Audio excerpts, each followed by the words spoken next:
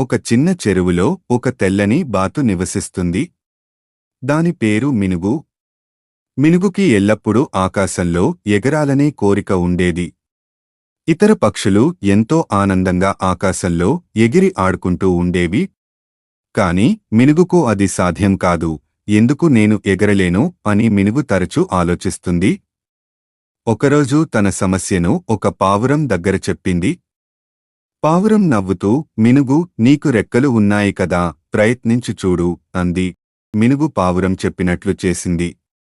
అది రెక్కలను విప్పి ఆకాశం వైపు దూకింది. కాని కొద్ది దూరం ఎగిరి తిరిగి నీటిలో పడిపోయింది. ఇది చూసి మినుగు చాలా బాధపడింది. నేను ఎప్పటికీ ఎగరలేను అని మినుగు నిరుత్సాహపడింది.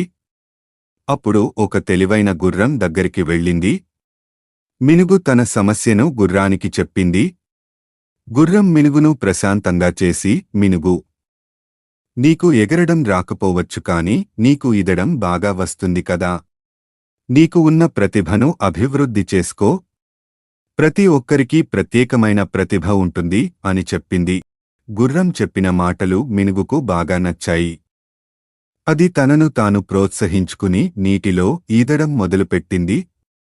కొన్ని రోజుల తర్వాత మినుగు నీటిలో చాలా వేగంగా ఈదడం నేర్చుకుంది.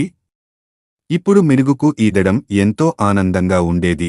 ఒకరోజు ఒక పెద్ద పక్షి మినుగు దగ్గరకు వచ్చింది. అది మినుగును చూసి ఆశ్చర్యపోయి, నీవు నీటిలో ఎంత వేగంగా ఈదుతున్నావు అని అడిగింది. మినుగు తన అనుభవాన్ని పెద్ద పక్షికి చెప్పింది. పెద్ద పక్షి మినుగును అభినందించి, ప్రతి ఒక్కరికీ తమదైన ప్రతిభ ఉంటుంది.